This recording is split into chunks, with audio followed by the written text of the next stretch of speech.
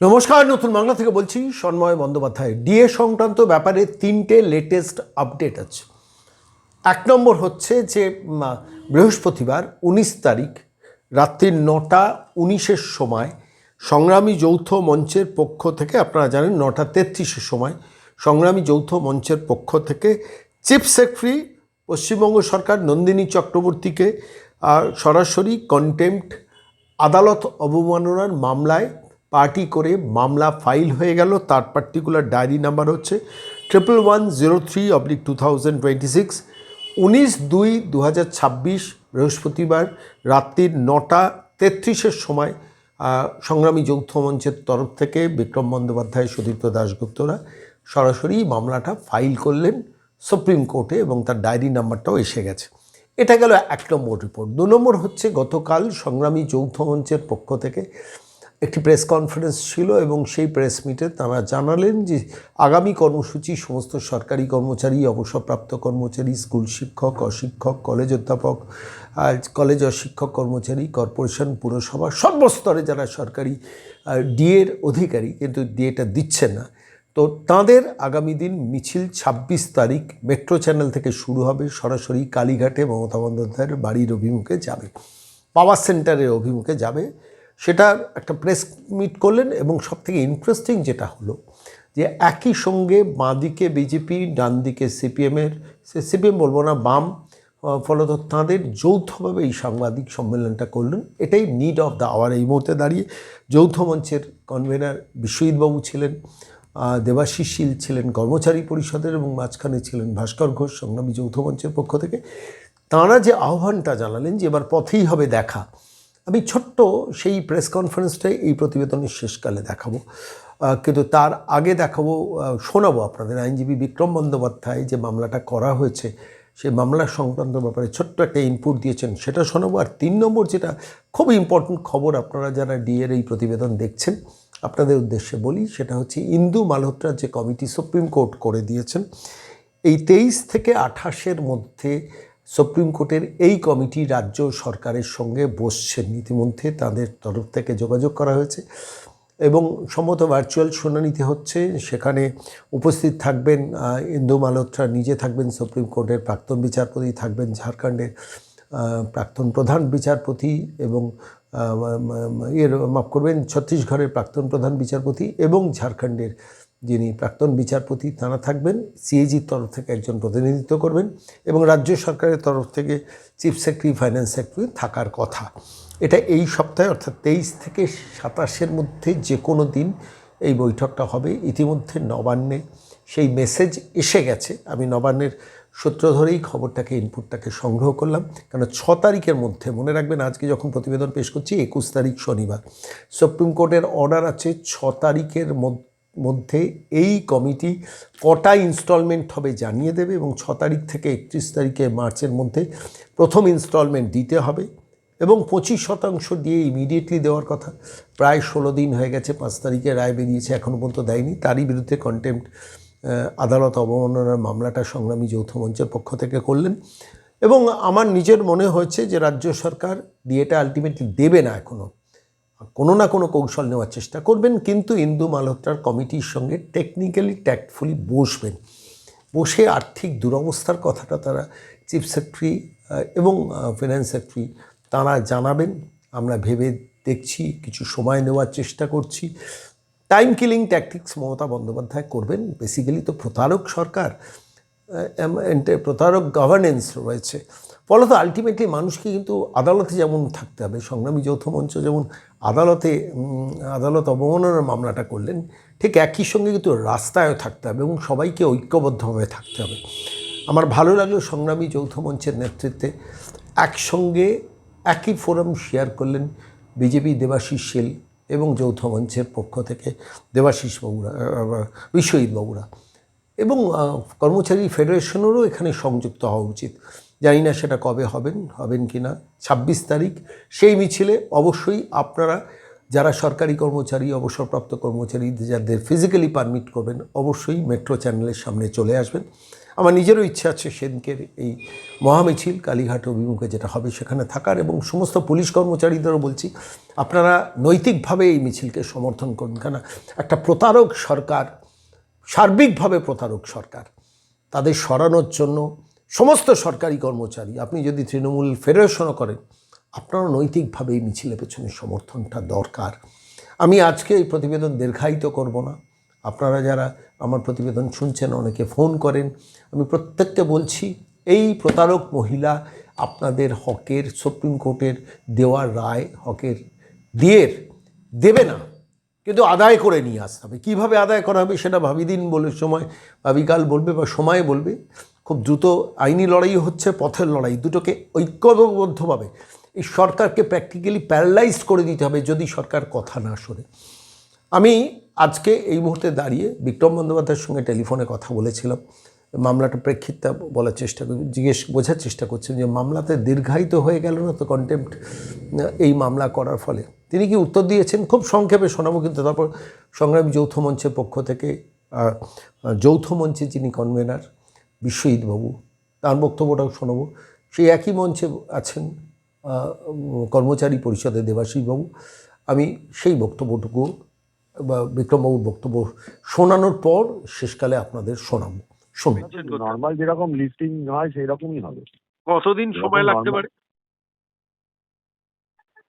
দেখুন, দুজন বিচারপতি তো একসাথে বসছেন না। যে দুজন বিচারপতি রায় দিয়েছেন, একটু জোরে বলবেন। যে দুজন বিচারপতি রায় দিয়েছেন কন্টেম্প্ট, সেই দুজন বিচারপতির ঘরেই উঠবেন। ওনারা যখন বসবেন তখন মামলাটা হবে। সেটা তো অনির্দিষ্টকালও হয়ে যেতে পারে। অনির্দিষ্টকাল হওয়ার কোনো গল্প ঠিক নেই। কারণ হচ্ছে হলো এমনিতেও তো 15ই এপ্রিল মামলাটাকে লিস্ট করার কথা মেইন অর্ডারে অলরেডি বলে রাখা আছে।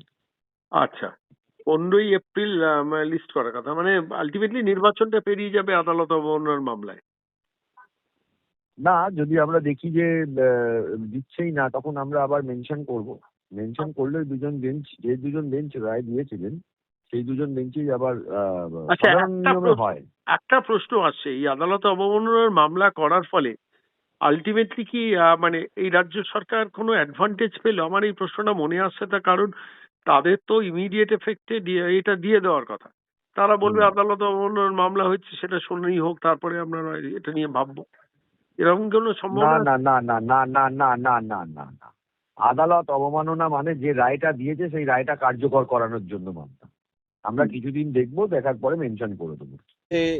সংগ্রামী যৌথ মঞ্চ এবং সরকারি কর্মচারী পরিষদের পক্ষ থেকে আমরা স্বাগত জানাচ্ছি এখানে। সাথে আপনারা জানেন যে দীর্ঘ আইনি লড়াইয়ের পরে এই রাজ্যের কর্মচারী, পেনশনার এবং শিক্ষক শিক্ষিকাদের যে বকেয়া মহার্ঘ ভাতা 1 এপ্রিল 2008 থেকে 31 ডিসেম্বর 2019 এই সময়কালের মধ্যে পঞ্চম বেতন কমিশনের যে বকেয়া মহার্ঘ ভাতা ছিল, সেই নিয়ে বিভিন্ন কোর্টে লড়াইয়ের পরে মহামান্য সর্বোচ্চ আদালত অর্থাৎ সুপ্রিম কোর্ট রায় দেয় যে মোট যে বকেয়া তার 25% এক্ষুনি মিটিয়ে দিতে হবে, এবং বাকি 75% সেটা কতগুলো ইনস্টলমেন্টে কখন কখন দেওয়া হবে তার জন্য একটা 4 সদস্যের কমিটি সুপ্রিম কোর্ট ফর্ম করেছেন। তারা বিচার করবেন এবং তারপরে 6 মার্চের মধ্যে তারা রিপোর্ট দেবেন। 31 মার্চের মধ্যে তার ফার্স্ট ইনস্টলমেন্ট দিতে হবে। এই প্রেক্ষিতে আমরা জানি যে প্রায় 10 লক্ষাধিক কর্মচারী, শিক্ষক এবং পেনশনার আছেন, তাদের প্রত্যেকের হিসেব কষতে গেলে যে পরিমাণ সরকারি তৎপরতার প্রয়োজন, তার অর্থের সংস্থান করার জন্য যে বাজেটে অ্যালোকেশন রাখার প্রয়োজন, দুর্ভাগ্যের বিষয় যে আজকে প্রায় 14 দিন অতিক্রান্ত হয়ে যাওয়ার পরেও সরকারি তরফে আমরা সেরকম কোনো সদিচ্ছা এবং পদক্ষেপ দেখতে পাইনি। তারই প্রতিবাদে আমরা কর্মচারীরা নিজেদের সমস্ত রকম দলীয় ঐক্যের দলীয় পরিচয় ভেঙে শুধুমাত্র বঞ্চিত কর্মচারী এই পরিচয়ে ঐক্যবদ্ধ হয়েছি এবং বাধ্য হচ্ছি, অর্থাৎ সরকার বাধ্য করছেন আমাদেরকে পথে নামতে। এই পথে নামা শুধু নয়, আমরা প্রথমেই বলে রাখি যে সরকারটাকে অচল করার দিকেই কিন্তু কর্মচারীরা যাচ্ছেন। শুধু একটাই কথা বলার, যে কোনো একটা কারখানাতে যদি 100 জন কর্মচারী থাকেন, তার মধ্যে যদি 40 জন স্থায়ী কর্মী হন এবং 60 জন যদি অস্থায়ী কর্মচারী হন, কোম্পানি যদি সেই 40 জন স্থায়ী কর্মচারীকে অর্ধেক বেতনে কাজ করায়, তার সাথে পাল্লা দিয়ে কিন্তু অস্থায়ী কর্মচারীদের বেতনটাও কিন্তু অর্ধেক হয়ে যায় বা তার থেকে আরো কমে যায়। এরই প্রতিফলন আমরা পশ্চিমবঙ্গের বিভিন্ন ডিপার্টমেন্টে শুধু নয়, সর্বক্ষেত্রে দেখতে পাচ্ছি। অর্থাৎ ডিএর এই যে লড়াই, সেই লড়াইটা শুধুমাত্র কর্মচারী পেনশনারদের লড়াই নয়, বরং আপামর পশ্চিমবঙ্গবাসীর লড়াই। এখানে এটাকে মাথায় রেখে আমরা আগামী 26 তারিখ সমস্ত কর্মচারীদের পক্ষ থেকে ধর্মতলায় জমায়েত হয়ে এক মহা মিছিলের ডাক দিচ্ছি এবং সেই মিছিল কালীঘাটের দিকে যাবে। ধর্মতলা থেকে আমরা ডাক দিচ্ছি যে কালীঘাট চলো। অনেকে হয়তো বলতে পারেন যে কালীঘাটের দিকে যাওয়া কেন?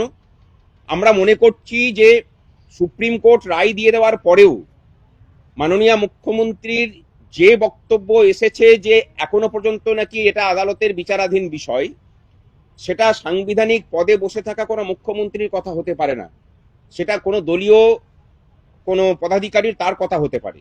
তা আমরা মনে করছি যে দলীয় পদাধিকারী যেহেতু কালীঘাটে থাকেন, তাই কালীঘাটের দিকে যাওয়াটাই সমীচীন। কারণ তাকে জানানোর প্রয়োজন যে আদালত কিন্তু তার চূড়ান্ত রায় ঘোষণা করেছে, সেখানে আর কোনো কিছু বিষয় বাকি নেই, তাকে মেটাতে বলেছে, এইটাকে কমপ্লাই করতে হবে। এবং আমরা এই 26 তারিখের মধ্যে দিয়ে সরকারকে এটা জানিয়ে দিতে চাই যে সরকারটা তুমি চালাতে পারবে না।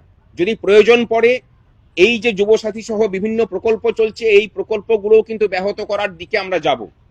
কারণ আমরা যদি আমাদের অধিকার ফিরে না পাই, তাহলে এই সরকারের যে পরিষেবা, সেই পরিষেবাগুলোকে ব্যাহত করার জায়গাতেও কিন্তু সরকার আমাদেরকে যেতে বাধ্য করবে।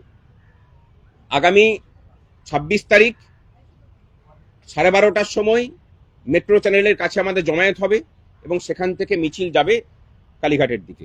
বাকিটা বিশ্বজিৎ দা বলবেন, যৌথ মঞ্চের কনভেনার। সেটা সেই দিনে ঠিক হবে পরিস্থিতি দেখে। আমরা তো কালীঘাট চলোর ডাক দিয়েছি। নমস্কার। সংগ্রামী যৌথ মঞ্চের অন্যতম আহ্বায়ক ভাস্কর ঘোষ তিনি বলেছেন যে আমরা রাজ্যের কর্মচারীরা, শিক্ষক মহাশয়গণ, শিক্ষাকর্মী বন্ধুরা, সমস্ত অংশের এই যে রাজ্য কোষাগার থেকে যাদের বেতন হয়, তারা একত্রিত হয়ে আগামী 26 তারিখ 26শে ফেব্রুয়ারি আমরা কালীঘাট চলোর আহ্বান রাখতে বাধ্য হয়েছি। কারণ আপনারা দেখেছেন যে গত 5 তারিখ মহামান্য সুপ্রিম কোর্ট সুনির্দিষ্ট নির্দেশ দিয়েছেন রাজ্য সরকারকে যে 25% ইমিডিয়েট পেমেন্টের জন্য। ইমিডিয়েট মানে অনন্তকাল চলতে পারে না। আবার 25 তারিখেই রাজ্য বাজেট পেশ হয়েছে, সেই বাজেটে সেই কোর্টের নির্দেশ, সেটার বিষয়ে একটি কথা উল্লেখ করা হয়নি। রাজ্য সরকারি কর্মচারীদের এই যে এরিয়ার এর বাইরেও এই ষষ্ঠ বেতন কমিশনের হিসেব অনুযায়ী এই মুহূর্তে 40% মহার্ঘ ভাতা বকেয়া। বাজেটের মধ্যে দিয়ে 4% কথা বলেছেন, তাও আবার 1 এপ্রিল 2026 থেকে কার্যকরী হবে। আজকেই দেখেছেন কেরালা সরকার আদেশনামা জারি করেছেন যে কেরালার যে সরকারি কর্মচারী, সেখানে 5 বছর অন্তর পে কমিশন হয়, পে কমিটি সেখানে কার্যকরী হয়। সেখানে যে বকেয়া মহার্ঘ ভাতা ছিল, আজকেই আদেশনামা জারি করে সবটা বকেয়া যাটুকু ছিল আপ টু ডেট তারা পেন্ডিং, সেটাকে ক্লিয়ার করেছেন। আমাদের বক্তব্য, রাজ্য সরকারের এটা দায়। এবং পঞ্চম বেতন কমিশন যে কথাটা বলেছিল, যেটা সুপারিশ আকারে করেছিল যে এআইসিপিআই অনুযায়ী, all India consumer price index অনুযায়ী মহার্ঘ ভাতাটা লিগালি এনফোর্সেবল রাইট, তার উপর দাঁড়িয়ে থেকে এই রাজ্যের মাননীয় মুখ্যমন্ত্রী বিভিন্নভাবে কটূক্তি করেছিলেন কর্মচারীদের নিয়ে। আজকে সেটা নতুন করে প্রমাণিত হচ্ছে, কর্মচারীরা যে দাবি নিয়ে লড়াই আন্দোলন করে চলেছেন, সেটা হকের দাবি। সেই হকের দাবিতে আমরা ঐক্যবদ্ধভাবেই, আবারও বলছি, আমরা সব সংগঠনের কাছে আহ্বান রাখছি, যারা এই যে সরকারের কাছ থেকে এই অধিকারটাকে ছিনিয়ে নিতে চান, যে অধিকার আমরা অর্জন করেছিলাম, সেই অধিকারের উপর আক্রমণ, সেই অধিকারটাকে ছিনিয়ে নিতে গেলে সমস্ত অংশেরই ঐক্যবদ্ধভাবে রাস্তায় নামা প্রয়োজন। সেই নিরিখেই আগামী 26 তারিখ রাজ্যবাসী দেখবেন, দেশবাসী দেখবেন যে রাজ্য প্রশাসনের অভ্যন্তরে থাকা সমস্ত কর্মচারীরা ঐক্যবদ্ধভাবে কলকাতার রাজপথে তারা এই দাবিতে সোচ্চারিত হচ্ছেন।